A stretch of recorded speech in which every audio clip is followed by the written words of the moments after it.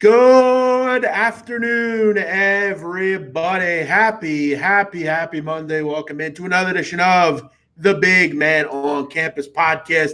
It is Monday, May 13th, 2019. And I got to tell you, right out of the gate, last night was not good. We're going to get into it. I'm going to talk my shit. But I'll tell you what, I just got a big time DM that I'm excited about.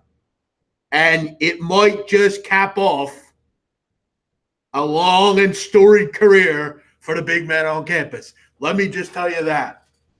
I'm in talks, as they say, continued talks, and it might all be capped off very soon. We got a date. We got a target date. Things might just work out for me, all things considered. Looking forward to it. Staying tight-lipped for the most part on it. People know what I've been up to. So we're working. We're keeping up to date with things, and it might all be set in stone very soon. So look out for that. Hope you're all having a great Monday. And it is a gray Monday around here. And look, it should be. Our basketball team lost last night, and the way they lost was hard to stomach, frankly. Let's just be honest with ourselves. A lot of people to blame, a lot of people to be annoyed with. And look, the truth of the matter was they were the better basketball team than me. I felt that they should have won the series.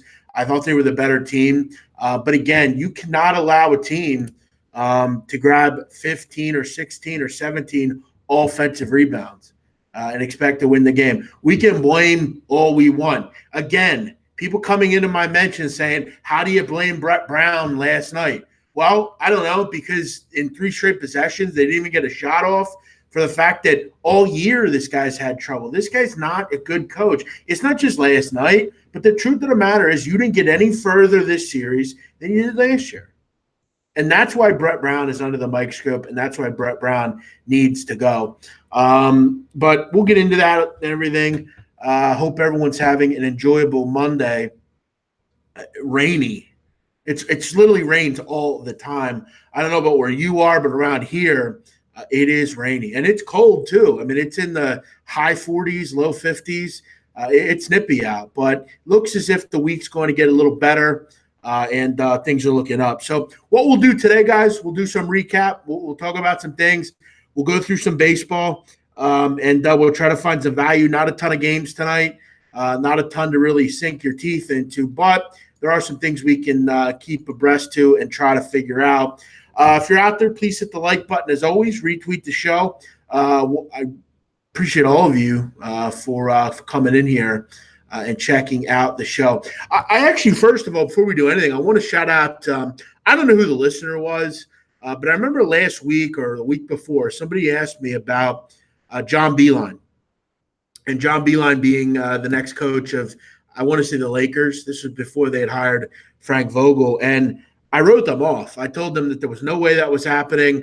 I'd be blown away if John Beilein ever left Michigan, but this morning I wake up and I see John Beilein has been hired by the Cleveland Cavaliers. I'm blown away by that. I really am. I thought John Beilein would really just kind of ride off into the sunset and finish out his career at a great university called on Michigan. But I was blown away, especially that basketball team, a team that has major concerns, doesn't have very much going for them. But hey, a new challenge for John Beilein. He's succeeded and exceeded expectations really everywhere he's went. And to me, he's one of the top 4 great coaches in the country. It's going to be interesting to see what Michigan does. For me, if I was Michigan, I would target Juwan Howard. I think bringing culture back to the program is huge. He is a Michigan man. He's done a great job as an assistant. I think he'd be a perfect suitor for Michigan. Question is, do they want to go and stay in the college ranks? You got to ask where they go next. They do go after Mike Bray. Do you go after an Ed Cooley type, Porter Moser, Kevin Willard, guys like that? I don't know. To me, though, I would think maybe they stay kind of in-house, kind of grabbing a Michigan man, kind of the way they did in the football search. But we'll be interested and be interested to see how they go. Just really crazy. I'm blown away by it, though. that would have been probably the last team that I would say that he would have went to. And it really begs the question of, if you're the Sixers now, where do you go? Do you fire Brett Brown, and where do you go? Listen, to me, the answer is very simple. Jay Wright. It's very simple. Jay Wright wouldn't have to move. Jay Wright can live in the same house he lives in now. Jay Wright could earn triple what he's making now. Jay Wright would be a perfect fit for this team. And he's got a young team that he can build and mold. It would really be the kind of final expedition for Jay Wright. Listen, Villanova is not going to ever win a national title again. It's not going to happen. The golden years are gone for Villanova. It's time for Jay Wright to finally make that move and jump into the NBA. And he has made it clear other times that he has interest. It's not been deep interest, but there is a connection. Scott O'Neal went to Villanova, one of the higher ups for the Sixers. They need him. Make it happen, Sixers. But yeah, yesterday's game, I don't really know what to say. It was ugly. It was hard to watch. It was brutal. It was brutal. It was brutal, the fact that they couldn't rebound. Joel Embiid wouldn't play on the block. Ben Simmons took 5 shots. Everything about it was irritating. Everything. If you have any questions or comments, feel free to send them in on anything. But let's do this. Let's talk a little baseball first. And let's get into some of the games. Then we'll get back to that a little bit later. Let me shout some people out before I do that. Funny B checking in. Thanks for watching. Alex Wander, Anil Frank, KD. Best gamblers in here. Thanks for watching. Jeff Vanner, bring in Jay Wright. I agree. Only 2 players left that got drafted in the top 5 in the playoffs. Yeah, that's interesting. Good point. Thank you, KD. Thanks for watching the show. What do you like in MLB today? We're getting to that. What makes you believe he would want to leave for Philly? You're going to get rid of Simmons or Embiid, I'm assuming. They're not getting rid of Simmons and Embiid. They're under contract, first of all. They're not getting rid of Simmons or Embiid. It's not going to happen. He'll bring in Chris Jenkins and get rid of Reddick. Settle down. Well, he ain't going to bring in – no. Chris Jenkins isn't even in the league, I don't think. Yeah, that's not going to happen. All right, let's get into some baseball. Feel free to leave your questions. We'll get to them in just a second. A couple games I was looking at, one of which I have some interest in. And, again, last night had the Sixers, didn't play baseball yesterday. Tonight, there's not a ton of action. You look at the Twins, though, tonight. Interesting spot for Minnesota. Back at home, another home game. They've been terrific at home. 13-7 for the Twins this year at home. 11 have come by 2 or more runs. And, you look at really one of the big things that have allowed the Twins to play so well is not only has their offense been very good, but you look at their pitching. Pitching's been fantastic for them. Just across the board. Berrios has been terrific. Odorizzi, a lot of these guys, awesome. You're getting an Angels team coming in here with Skaggs on the mound. Skaggs is a guy that has been pretty good. But you look at the at-bats, you look at the offense for the Angels, it just hasn't been very good. They're only hitting 227 on the road, and they're facing a guy in Berrios who has been I don't know how else to say it. He's been magnificent. 5 straight wins for Berrios, 7 straight quality starts. Berrios hasn't walked a batter since April 20th. He's been on his game. He has been fantastic. You got to like what you've seen out of Jose Berrios this year. And facing a lineup tonight that just doesn't have much pop outside of a few guys, i.e. Mike Trout and players like that, this is a good lineup. This is an effective lineup. This is a team that generally when they win, they do it in kind of a they create a deficit. I'm looking at the Twins tonight, and I'm liking this price. The only concern I have for this price is why has it dropped 15 cents? Why has it dropped 20 cents in certain cases? I like Minnesota tonight, but that's one concern I have is the price. That's my concern in Minnesota here. Because books this doesn't really happen. This shouldn't happen.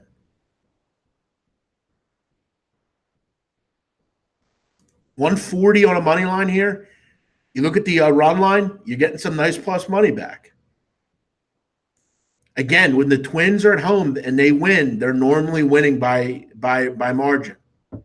They lay 1.5 here and get plus 125, plus 130 back. Another spot I kind of like tonight, the Tigers with Matt Boyd. I look at first five here. Matt Boyd is the advantage in this start. Matt Boyd, another terrific pitcher. He has been fantastic. 7 quality starts in a row. His xFIP 3.38. He's really kind of simplified his pitches. He's only throwing a fastball and a slider, throws a changeup very minimally, but his pitches have been very standard. 2 pitches, he's gotten the job done. He has been awesome. No Altuve tonight for Houston. He's out, which is always nice. I just really like the spot here with Boyd. And you're starting to see the middle of the lineup a little bit for the Tigers start to hit a little bit. Christian Stewart, Castellanos, Cabrera, Ronnie Rodriguez. I don't hate this spot for the Tigers in the first 5 here. Avoiding that bullpen is obviously paramount. But you can grab plus half a run right now for basically even money. You want to pump it up? You want to say that you think they can be up after 5, which is surely possible? Plus 135. Peacock has struggled. Last start, he was not good. The last start he was good, but overall he struggled. Interesting spot here as well.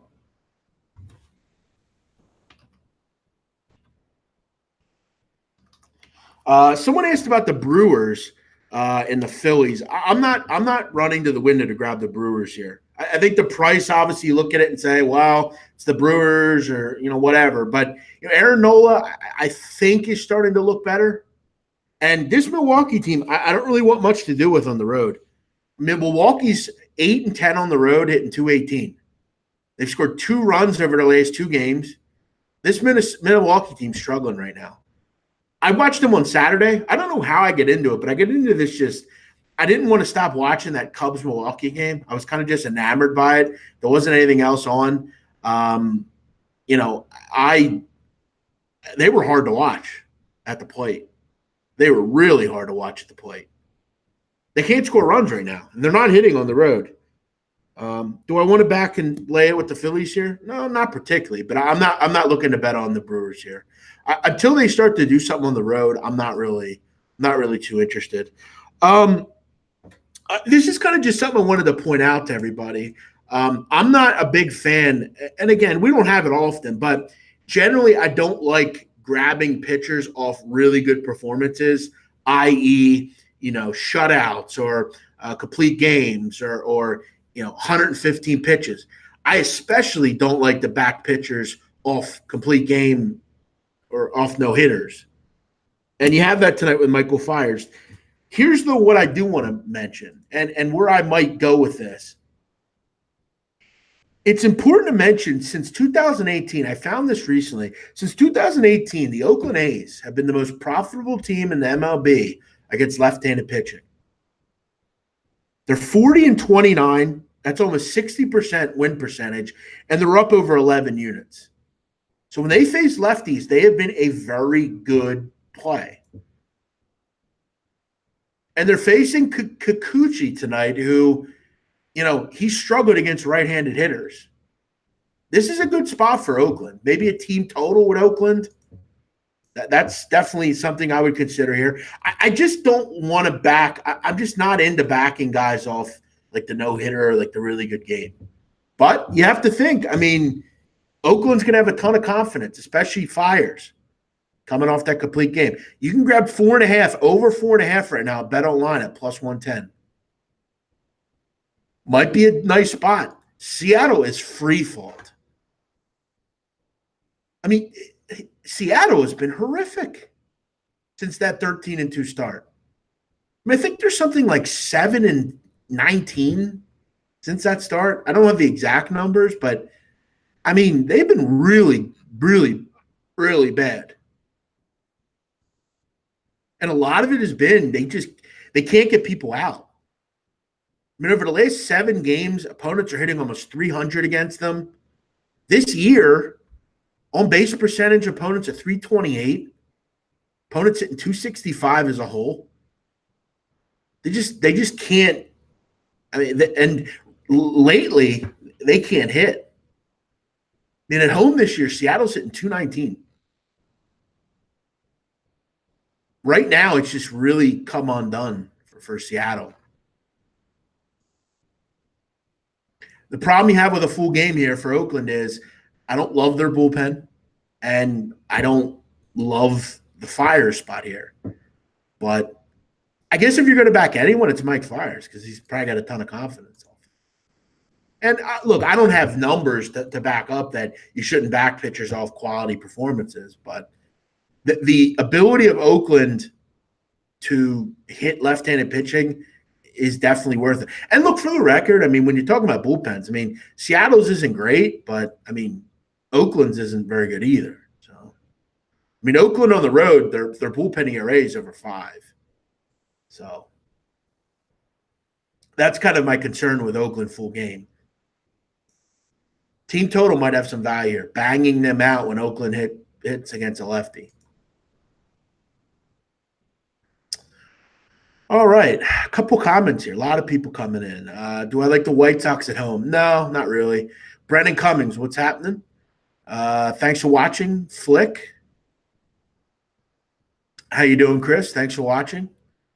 Berrios has horrible numbers against the Angels.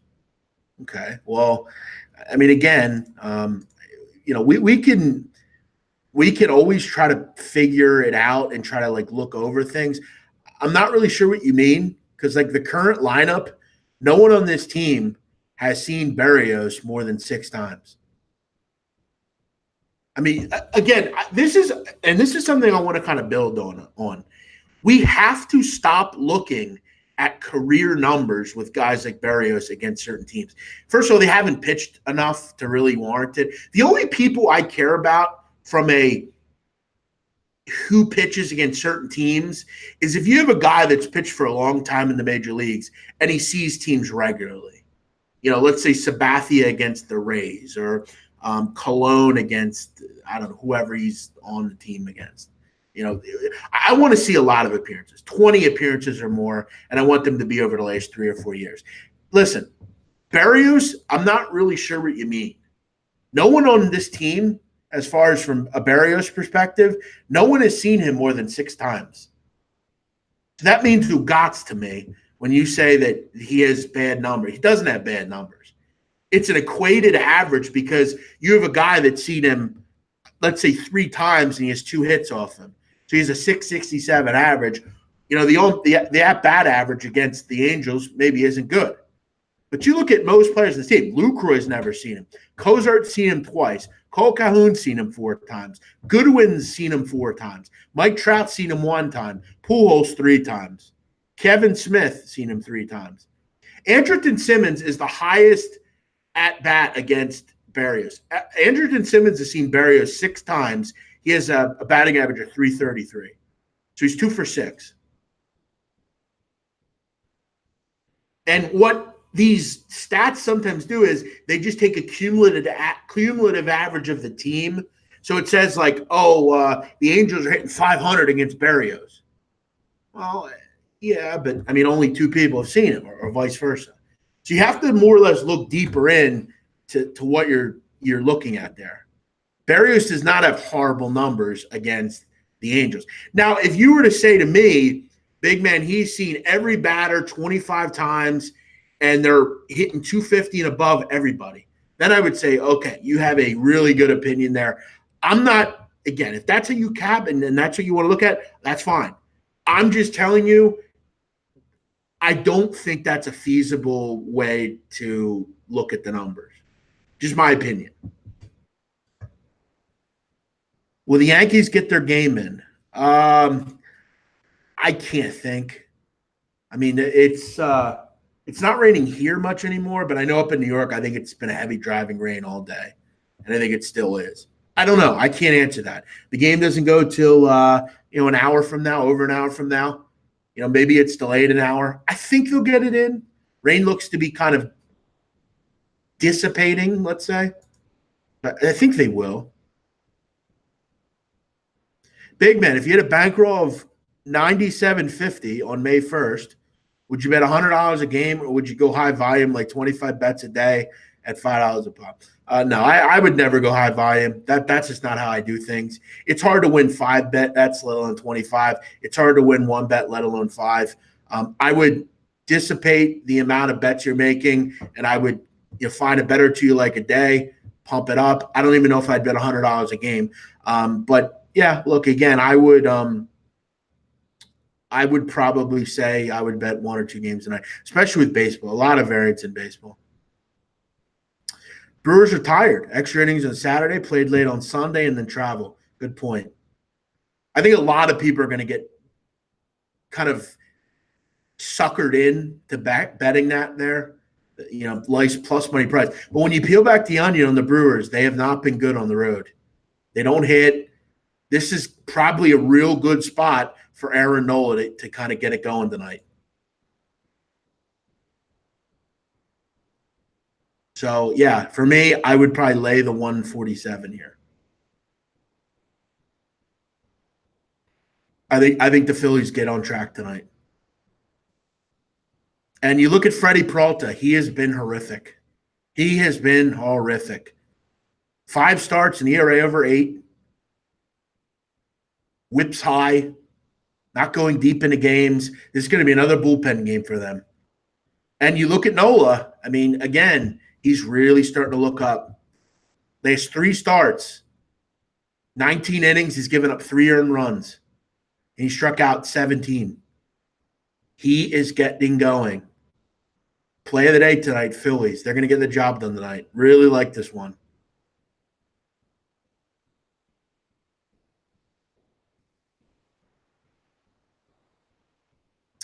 Seattle just got whipped on an East Coast trip and have to fly back home. Yep, that's never easy.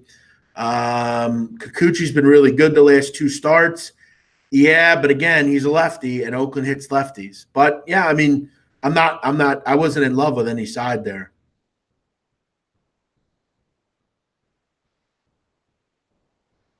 Neither here nor there, but many ABs either way. Trout seen Berrios 3 times. Yeah, exactly. Nothing I really care about. If you get an opportunity with elsewhere, will you still stream here? No, I will not. No, I'm looking to get my content somewhere where I can find a home, I can create, and I can be with somebody. So no, unfortunately, I will not. I'm looking to kind of get my big break and really latch on with the company. So no, I will not be streaming anymore on YouTube if I sign on somewhere. Look again. I'll always be able to have a connection with any of you guys. I'll always be here to do stuff. If I'm given the opportunity. Listen, at the end of the day, if I go sign on somewhere, I mean, you should just go follow that company. I mean, if I'm doing show, I'm going to be doing a show somewhere. So, like you support me here. I mean, I'll still do periscopes and stuff at night and stuff, sure. But no, I will not be doing these shows. If I sign on somewhere, I'm going to be doing all my work for them. So they don't pay me to do my own shows. So no, I will not be. I will not be continuing this. So yeah, I would recommend if I go on somewhere wherever I work next, I would hope that you would all follow me and listen to me there. Don't sell out like everyone else. What are you talking about? Sell out. I'm going to work for a company. What do you mean sell out? I mean, I don't get paid to do this show. I mean, I don't understand what I owe you. I mean, I'm not saying I don't owe you guys anything, but again, what are you talking? I don't know. I thought I blocked you on Friday, but I guess I didn't. I'm not sure why I keep responding to you, but I do. What are you talking about selling out? Selling out what? I got to make a living. I got to go work somewhere. What are you talking about? Sell out. Which says I work for free? What are you talking about? Wait, so you work your job for free? Is that what you're telling me? What are you talking about? Sell out. I gotta make money. I gotta live. I gotta support something myself. What are you talking about? So what? I should just live for free? What are you talking about?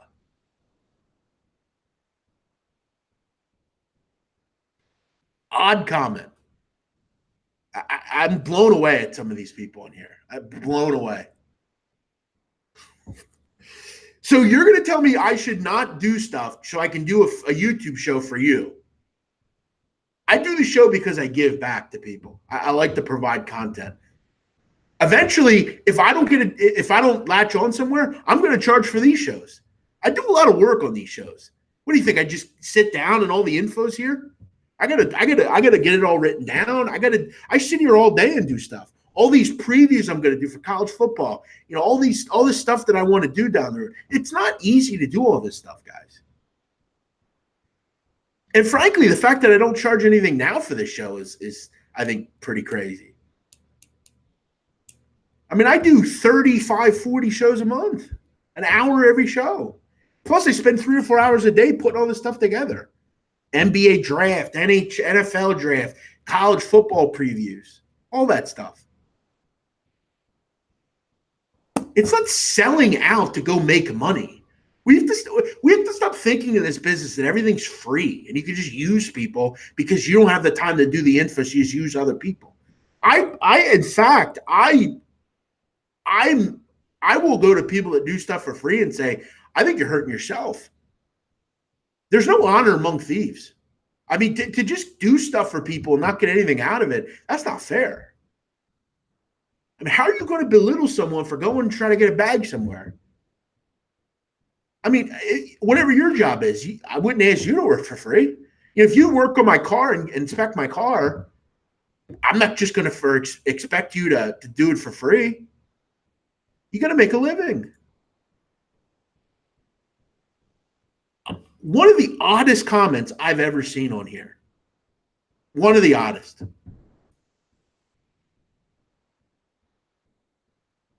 The Philly mob influence and historical significance is underrated. Meaning how? That's interesting.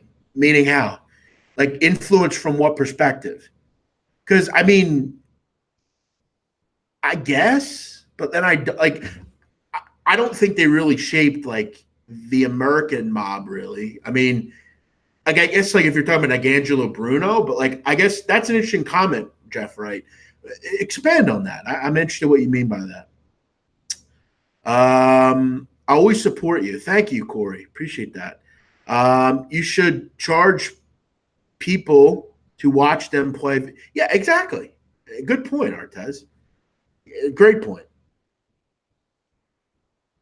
Listen, I've done this for a long fucking time. I've done these shows when nobody watched. I've did these shows when a lot of people watched. I've done so much with this. I was on YouTube before it was cool to be on YouTube. I was doing podcasts when no one else was doing them. And if you want to listen to them, I can play them for you. 6, 7 years ago when I was doing these things. I've done these things for a long time. And what I'm about to do is my dream. It's what I've always wanted to do. It's what I've strived to do. I want a platform. I want to have a platform where I can be me and I can be creative and I can really latch on somewhere.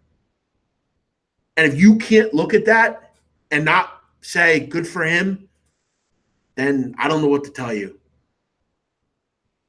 But eventually you have to be willing to be able to do something. And I'm willing and I want to it for all to pay off. I've sat here I've watched so many people go and do things. And I've waited for my time, and I've waited for my time, and I've waited for my time. And I'm not going to let anybody jump in front of what I'm doing. And I'm going to give my all. I'm going to work harder than everybody else. And I'm going to put good content out there. So, I mean, I'm to say that I'm just going to forget about people, of course not. I would just hope you'd follow me wherever I go, as you have before. We got to grow and we got to do different things.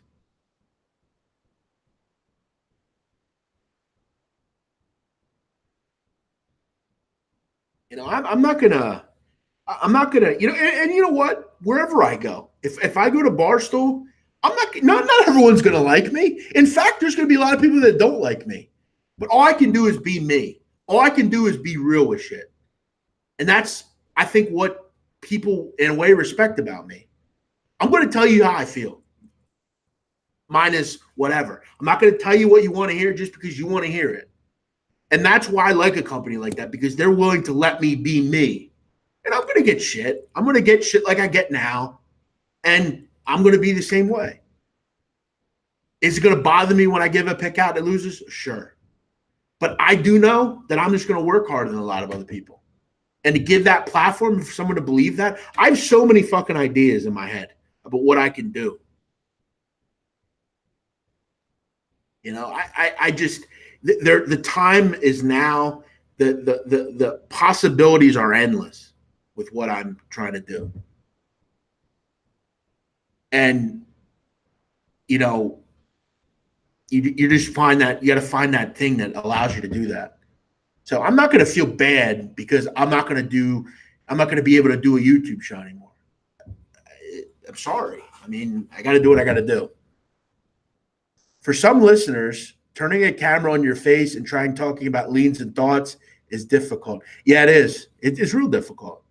But a lot of people, a lot of people are curbside lawyers. Everybody knows how to do things, and everybody knows everything. But everybody in here is so great. Everybody is supportive.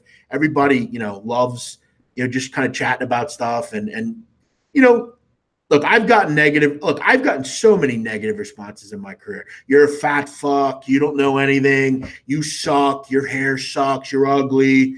Da da da da da. But everything I do it just pushes me to keep going. You start out with a podcast in your bed, your kitchen or wherever you are, your living room, and you move up and you try to start getting paid for the content. Then you develop a following. Then you try to get paid for that following. And then you get that following, and then you get to that point where it says, okay, how can I really blow things up? How can I go to a company and give them everything that I've done and become a really good part of a company? And I'm at that point. I'm at the point now where I'm selling myself to a big company because I have a lot to offer, whether it's football, whether it's my college basketball for me, and the thoughts and ideas that I have. They need to be out there. They need to be out to the masses. Every single person on this earth or that wants to learn about college hoops, I should be able to talk to that person. They should have the thoroughfare to do it. Because I'm not afraid to say this, and I know I didn't have as good a year as I did last year this year, but I made money both years, and the info that I have in my head is better than anybody on earth when it comes to this shit. Anybody. If you want to fucking come at me for it, make sure you come at me with facts. Because people will try to grab the jockstrap and say they could do it, but they can't. I have ideas, so many ideas. Come on, just give up on your dreams, Jeff. Do it for Joey. Exactly. That's basically what he's saying. Good point. Thank you, Flick. Appreciate that. Missed the first 20 minutes. Do you talk about the Sharks game yet? Yeah, I didn't. Listen, I think the zigzag theory works here. I think the Blues get a road win here. In fact, I'd probably take the Blues tonight. But again, I'm not a hockey guy. Here's what I would do. I would go on Twitter. I would consult with Ian Cameron or McGinnis or some of those guys. They're the guys that can tell you about hockey. Hey, hell, contact Brandon Walker. Brandon Walker's killing it in the NHL. I was talking to him the other night. He's killing it in the NHL. One of Barstool's newest hires. I'll tell you what. Here's another thing. If I get on there, a show with me, Brandon, and Marty Mush every day has to happen. We need a radio show every day. We need a show where people can call in. We can talk about games. We can talk about stuff going on. That has to happen. Walker's Mississippi. I'm up here. Marty Mush is kind of like that wild card, like you never know what's going to come out of his mouth. I met Mush. I talked with Mush for like 20, 30 minutes when I was at HQ. And he is a terrific kid. Love him. Really like him a lot. In fact, when I was at HQ, this is a funny story. When I was at HQ, when I first got up to HQ when they were on their old office, I went up to the third floor. I was with Ebony, the security guard. I got off the elevator, and Dave was like, his office was right at the elevator. And he looks at Eben, he goes, "This is our guy." And we talked for like a half an hour. And then after the half an hour, I went out and I met Big Cat and I met a couple other people. And we went to the back, like back where their podcast studios are. And at the back room, like near the back room, there was a table. And it was like Big Ev, Tommy Smokes, Jack Mack, Marty Mush, Jet Ski, all those guys. And at the time, Marty Mush was not in the office. He was like at lunch or something. I don't know. So Mush comes up off the elevator, and I'm talking with Dave and like somebody else. I think it was Big. I don't know who it was. And Mush comes walking back and goes, "Oh, fuck." And I said, "What do you mean, oh, fuck?" He goes, "Are you my bookie?" Like he made a comment like I was his bookie. It was hilarious. It was really funny the way he said it. And I talked with him for like a half an hour. We talked about like gambling and just some of the ideas that we had. And I see what they're all about. And I think that like everything that I want to do and can do, I think we can do. And I think all the personalities would mesh real well. So we'll see. All right. What is the name of the company? I'm not sure what you mean. Best part about potential move is Jeff coming to Rough and Rowdy. You know, yeah, I would love to do Rough and Rowdy. I mean, I've always loved, when I was a kid, I actually boxed. Not a lot of people know that. Up until I was like 9, I boxed. I boxed for like 2 or 3 years. This is a random story, but when I was a kid, I was at the shore and down the shore. And I remember I was like 2 or 3. My mother and father told me about this. I didn't get lost, but I was like walking around the restaurant and this huge guy, black guy, picks me up. And huge. I mean, I remember this. I was a kid at that time. And he picked me up and he took me over to my parents. And my dad can tell you all this story. My dad, he picks me up and he walks me over to my parents and he goes, "Is this little guy yours?" To my parents. And it was Joe Frazier at the time. Joe Frazier was a Philadelphia institution. And he carries me over to my parents. And from then on, like my dad, like I remember my dad would give me like, he got me Joe Frazier's autograph and I boxed for a little when I was a kid. And I always remember that story. My dad always tells me that story. And I'm not saying that I'm not, I mean, I'm a little out of shape now. I'd have to train for like a long period of time. But do I think he could do 3 rounds for 3 minutes? Yeah, sure. A minute a round? Of course I could. I mean, I would need like a month and a half, but I mean, I've not fought before. I mean, it would depend on who I would be fighting, but yeah, I would love to do it. I'd do it for free. And I have a guy that I would like to do it with. I don't know if he would never do it, but you know, either way. Do I have to move to New York? No, I would not have to move to New York. I'll be in the office if I get up there. I'll be in the office for sure. But no, no. Not saying I wouldn't. I mean, I definitely move for anything. Thoughts on Thurman Pacquiao? I don't even. Do I have any to answer that? Thurman for sure. We'll get into that fight. Best of luck. Thank you, Aaron. Exactly. Exactly, Alex.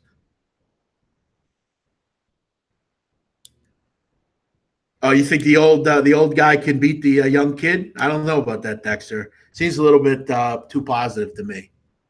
How tall am I? 5'9". I'm not tall at all. Jeff versus Rico. Settle down, Alex. Yeah, well, that little weasel better stop talking about me. Listen. He's gonna.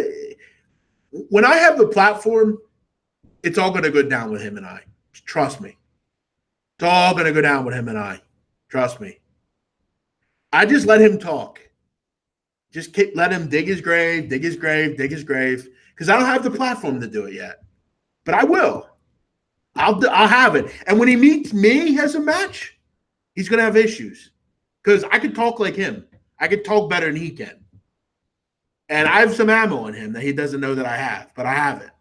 So, he can keep mentioning me subtweet wise, but he's the one guy that I will go to bat against for sure.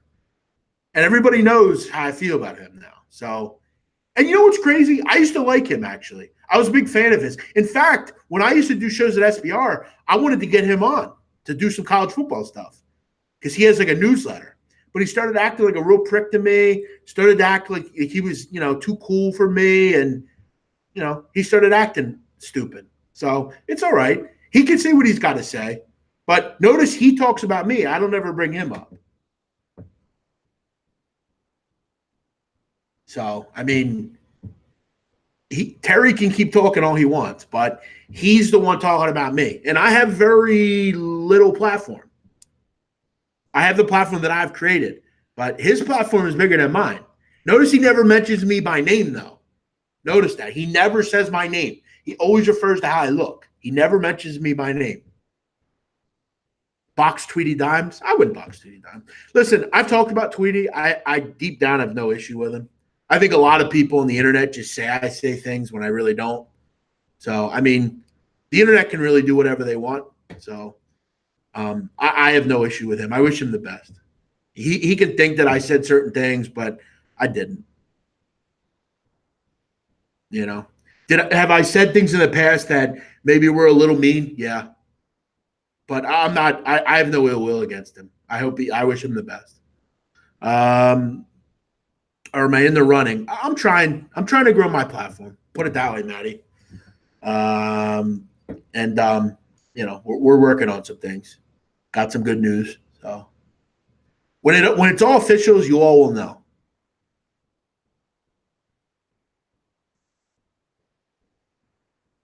But that's that, guys. We'll wrap up the show tonight. Thanks for checking out everything here. I definitely think that the Phillies are worth the look tonight. I think the Twins, but not a big card really tonight. So, if you are on Twitter and want to hear more Big Men on Campus, I will be on with Gabe Morency and Cam Stewart at 6:09 p.m. We'll be doing some hits. Obviously, they're going to ask me about the Sixers. I'll share my thoughts with that and some other things we have going on. So definitely feel free to check that out on Fantasy Radio. I'll make sure I put the tweet out. So make sure you check that out here in about, 20, 30 minutes. All right, guys, I'm out of here. You all enjoy your day. Thanks for checking us out. We'll be on tomorrow. We'll talk a little NBA. We'll keep it moving and have some fun. Have a great night. Good luck.